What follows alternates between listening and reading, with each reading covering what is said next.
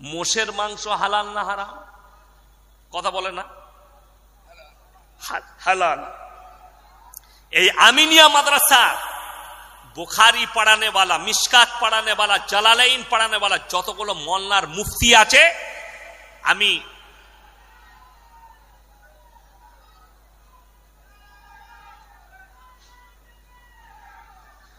আমার ভাই তো যতজন বড় বড় মুহাদ্দিস আছেন, আমি চ্যালেঞ্জ দিলাম, কিয়ামতের সকাল পর্যন্ত চ্যালেঞ্জ, একটা যদি বার করতে পারেন হাদিস, একটা হাদিস জয়ীফ হাদিস যদি কেউ বার করতে পারে যে নবীজি সাল্লাল্লাহু আলাইহি সাল্লাম কিংবা সাহাবীরা কেউ মোষের মাংস খেয়েছে, আমি কিয়ামতের সকাল পর্যন্ত সময় দিলাম, আমি জুতোর মালাটা পরবো ইনশাআল্লাহ।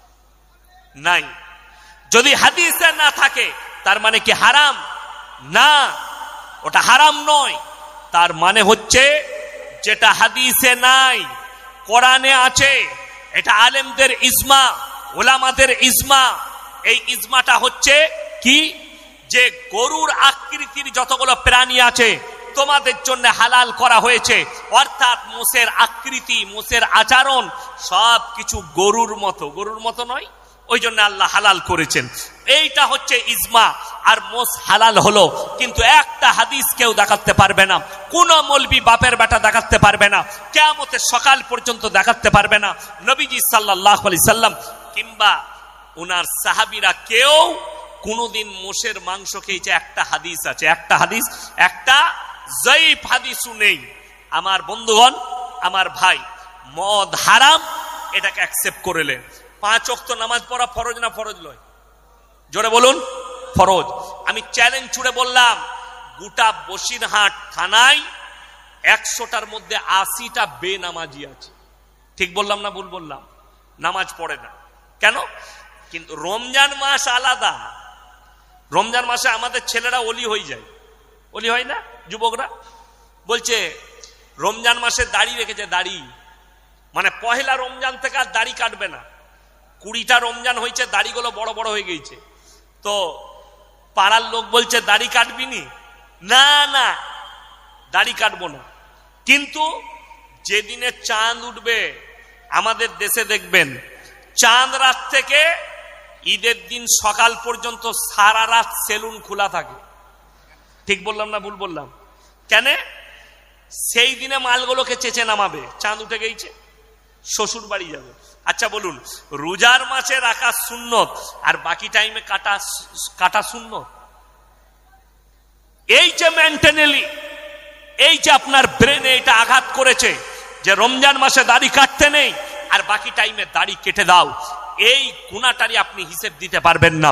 আরে আল্লাহর কৃপা হয়েছে যে রমজানুল মুবারকের মাস পেয়েছেন, দাড়ি আপনার মুখে গজিয়েছে, আল্লাহর কাছে শুকর আদায় করে বলো, আল্লাহ দাড়ি রাখার তৌফিক দিয়েছো, আর জীবনে দাড়ি কাটবো না। আচ্ছা, দাড়ি কাটার নেকির কাজ না দাড়ি রাখা? দাড়ি রাখা। কিন্তু বেশিরভাগ লোক দাড়ি আমরা চেঁচে দিই। আমার ভাই, 5 ওয়াক্তের নামাজ ফরজ বুঝলেন। আমাদের সমাজে 3টে কোয়ালিটির নামাজি আছে। কটা বললাম? 3টে। একটা হচ্ছে 5 ওয়াক্তের নামাজি, আর একটা হচ্ছে জুম্মার, আর একটা হচ্ছে ঈদ বকরা ঈদের। ঈদের দিনে লাপাই কোন মাল কটা বেশি? যারা জীবনে নামাজ পড়ে না তারা। ঠিক বললাম না ভুল বললাম? ঠিক। ঈদের দিনে কি বুঝলেন, সেই নামাজের আগে বলবে হুজুর এর নিয়তটা বলে দিবেন তো। নিয়ত নিয়ে কি করবি বে? আত্তাহিয়াতু জানে না, দরুদ শরীফ জানে না, দোয়ায়ে মাসুরা জানে না, সানা জানে না, বলছে হুজুর নিয়তটা বলে, নিয়তটা নিয়ে ধুয়ে খাবি।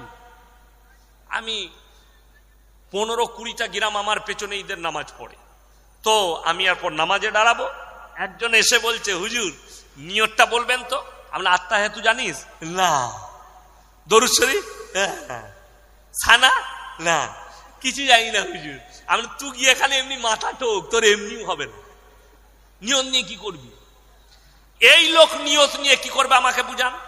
জীবনে নামাজ পড়ে না, খালি ঈদ আর বকরা ঈদ পড়বে। নাউজবিল্লাহ। আমাদের দেশে আর একটা নামাজি আছে, এই নামাজিটা হচ্ছে বেনামাজি। বিসমিল্লাহ। নিজেকে মুসলমান দাবি করে, আশিকে রাসূল দাবি করে, নামাজ পড়ে না। তারা কি বলে শুনেন, চায়ের দোকানে বসে থাকে, এটা 10% আছে, 10% চায়ের দোকানে কি বলে জানেন, আমি নামাজ না পড়তে পারি, গ্রামে আমি ভালো লোক, নামাজ না পড়তে পারি। ও নামাজ পড়ে না, রোজা রাখে না, কিন্তু ও বলছে আমার মতো ভালো লোক আর গ্রামে নেই। ওই রকম লোক যদি কেউ এই জলসা তালায় থাকেন, মজলিসে থাকেন, আমার আওয়াজ তার কানে পৌঁছাচ্ছে, অনুরোধ করে বলছি তিনি আমার এই কোরআনের আয়াতটা একটু গৌর করে শুনবেন। কিয়ামতের দিনে আল্লাহ রাব্বুল আলামিন দুটো রাস্তা, একটাই জান্নাতীরা প্রবেশ করবে আর একটাই জাহান্নামীরা। আমার আল্লাহ রাব্বুল আলামিন কোরআনে বললেন, হে আমার বিশ্ব নবী, পৃথিবীর মানুষকে বলো, যখন জান্নাতীরা জান্নাতে প্রবেশ করবে আর জাহান্নামীরা জাহান্নামে প্রবেশ করবে, জান্নাতীরা জাহান্নামী দিওকে দাঁড় করাবে আর প্রশ্ন ছুড়ে দেবে, ফি জান্নাতি ইয়াতাসাআলুনা আনিল মুজরিমিনা মা সালাকাকুম ফি সাকার, তোমরা কেন জাহান্নামে যাচ্ছ? তোমরা বলতে আমরা ভালো লোক, তোমরা বলতে ভদ্রলোক, আজকে কেন তোমরা জাহান্নামে যাচ্ছ? এক নম্বর উত্তর তারা দেবে, ক্বালু লাম নাকু মিনাল মুসাল্লিন, আমরা নামাজি মুসল্লিদের মধ্যে ছিলাম না। এক নম্বর উত্তর, ক্বালু লাম নাকু মিনাল মুসাল্লিন, আমরা নামাজি মুসল্লিদের মধ্যে ছিলাম না। ওয়ালাম নাকু নুতিমুল মিসকিন, আর আমরা মিসকিনকে খানা খাওয়াইতাম না, তাই আল্লাহ আমাদিকে জাহান্নামে পাঠিয়েছেন। এক নম্বরটা মারাত্মক, নামাজি ছিলাম না, নামাজ মারাত্মক হাতিয়ার। হাত তুলে বলুন, আজ থেকে কেউ নামাজ কাজা করব না। হাত তুলে বলুন তো একবার জোরে, ইনশাআল্লাহ। আরো জোরে বলুন, ইনশাআল্লাহ।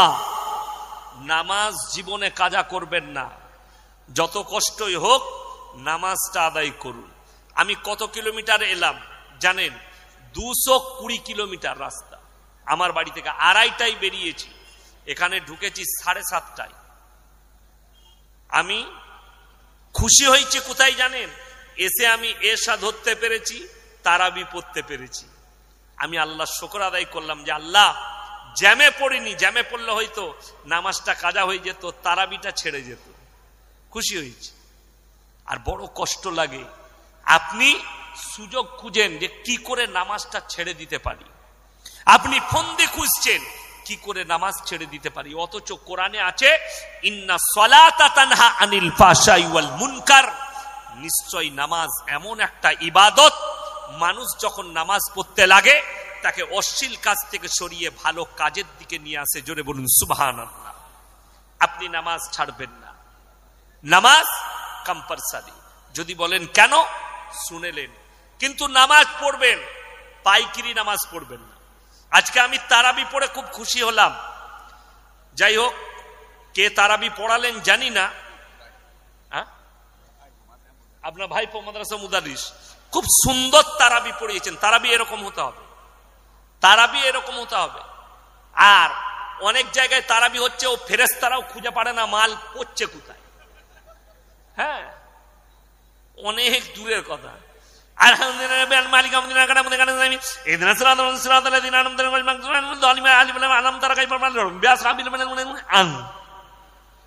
নামাজ শেষ।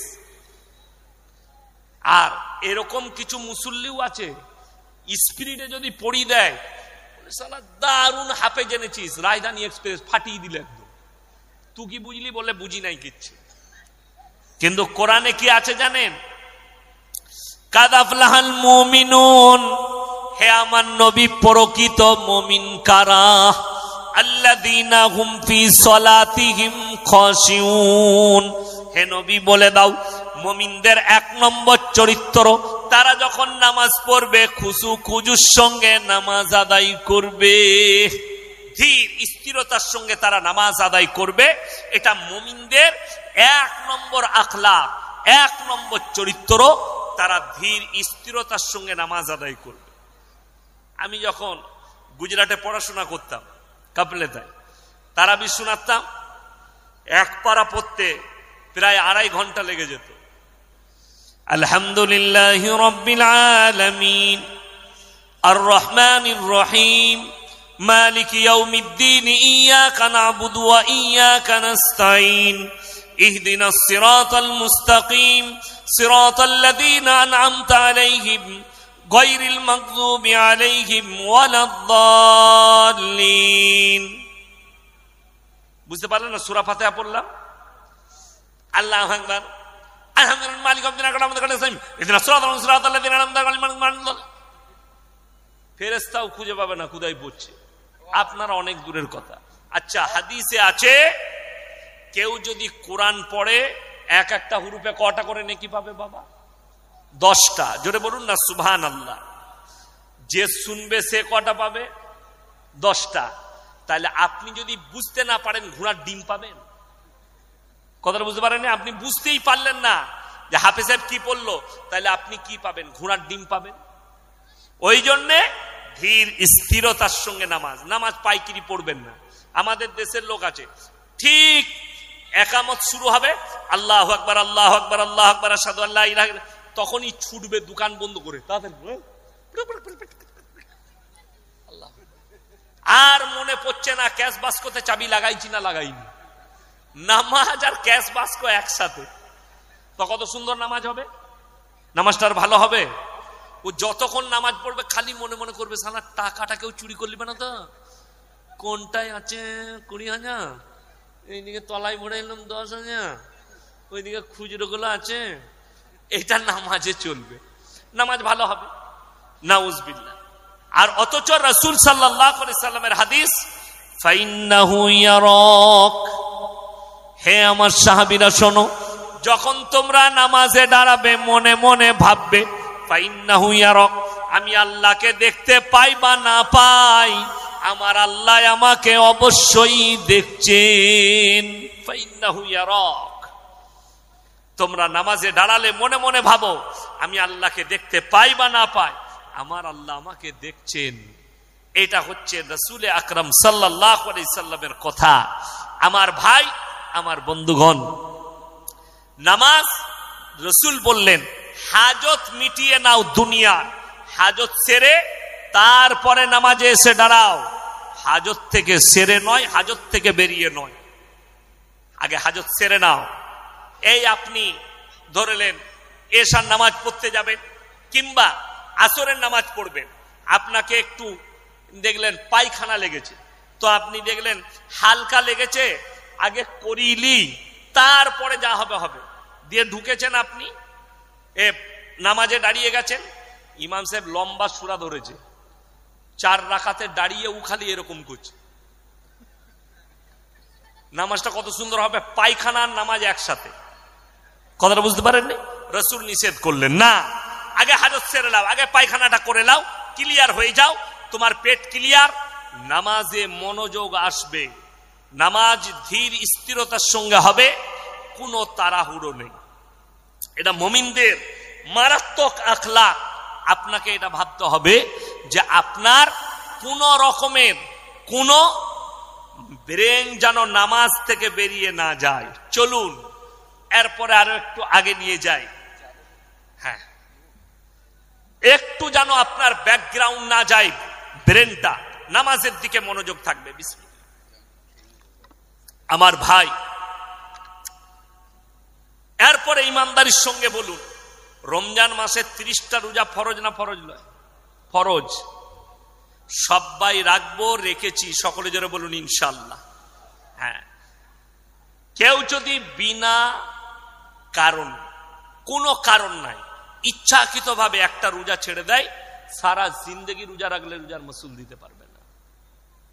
ফরজ রোজা, ফরজ ইবাদত আল্লাহ দিয়েছে, সুযোগ হয়েছে আপনার, ছাড়বেন না।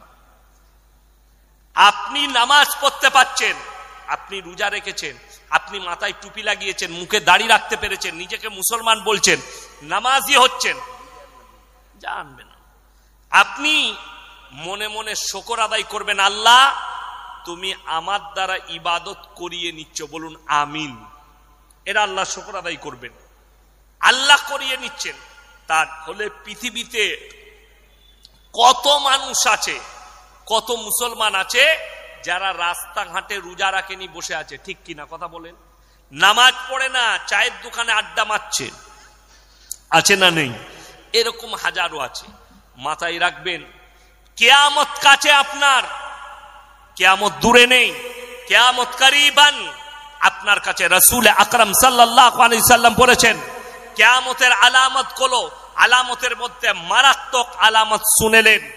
বুখারী শরীফের হাদিসে আছে, মানুষ যখন মূর্খর কাছ থেকে, বদ্দিনের কাছ থেকে ইলম নিতে শুরু করবে, জানবে কিয়ামত চলে এসছে। কেন? যখন আলেম দিকে মানুষ বেজ্জতি করবে, মূর্খর কাছ থেকে ইলম নিবে, তখন জানতে পারবে যে কিয়ামত কাছে এসছে। আল্লাহ তাআলা ইলমের থেকে আগে বড় বড় আলেম দিকে দুনিয়া থেকে তুলে নেবেন। ওই জন্য কোরআনে সাবধান বাণী দিয়েছেন, ইন্নামা ইয়াখশাল্লাহ মিন ইবাদিহিল উলামা।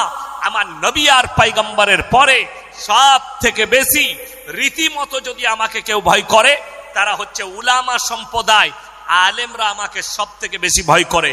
আমার বন্ধুগণ, আমার ভাই, আন্তরিকতার সঙ্গে বলছি, সবাই বলুন দ্বীনের উপরে প্রতিষ্ঠিত হব, সকলে জোরে বলুন ইনশাআল্লাহ। রাসূল আকরাম সাল্লাল্লাহু আলাইহি সাল্লাম কিয়ামতের আলামতের মধ্যে মারাত্মক আলামত, বর্বরতার যুগের পাপগুলো তোমাদের কাছে মডেলিং হয়ে ফিরে যাবে, এটাকে আর রুখতে পারবে না। পৃথিবীর যিনি এখন বর্তমানে শ্রেষ্ঠ মুফতি, পৃথিবীর শ্রেষ্ঠ মুফতি এখন বর্তমানে, তিনার নাম হচ্ছে মুফতি তাকি উসমানী, পাকিস্তান। তাফসিরে মারিফুল কোরআন লিখেছেন কে? উনার আব্বাজি, তিনার নাম হচ্ছে মন্না মুফতি শফি সাহেব রহমতুল্লাহ আলাইহি, উনার সন্তান। মাস 6 আগে পাকিস্তানে একটা কনফারেন্স হয়েছে, সেই কনফারেন্সে বক্তব্য রাখতে গিয়ে উনি একটা মারাত্মক কথা বলেছেন। সেটা কি? कियामत से पहले पूरे आलम में, पूरे दुनिया में क्या होगा? हराम औलादों से भर जाएंगे।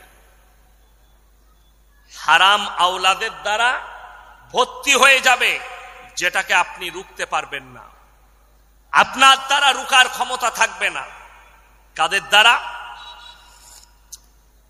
পৃথিবীর মৌলবীরা, জলসা চলছে, মাদ্রাসা, জলসা, জুলুস, মিলাদ মাহফিল, আর আপনার দাওয়াত ও তাবলীগ, আর মাদ্রাসার মেহনত, যত মেহনতই চলুক, এই হারাম আওলাদকে রুখতে পারবে না। কি করে? বেঈমান কাফেররা প্রমোট করাচ্ছে। কিভাবে প্রমোট হবে আপনি অবাক হবেন। আপনার কাছে বর্বরতার যুগের পাপগুলো মডেলিং হয়ে ফিরবে। আজকে আপনাদের জানা নেই অনেকের, শুনে যান, আমি ইয়াসিন তথ্য দিয়ে যাচ্ছি।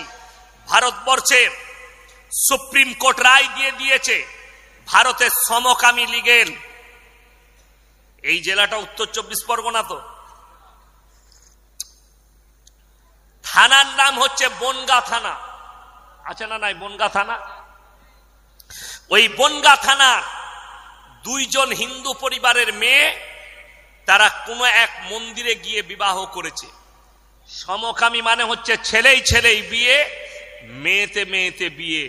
এই পাপ, এটা রাসূল সাল্লাল্লাহু আলাইহি সাল্লামের জামানার পাপ নয়, হযরতে ঈসা মসিহ জামানার পাপ নয়, হযরতে আপনার মুসা নবীর জামানার পাপ নয়, ইউসুফ নবীর জামানার পাপ নয়। এই পাপ হচ্ছে হযরতে লূত নবীর কওমের পাপ। আজকে মডেলিং হয়ে ফিরেছে। কাদের কাছে বেশি আছে?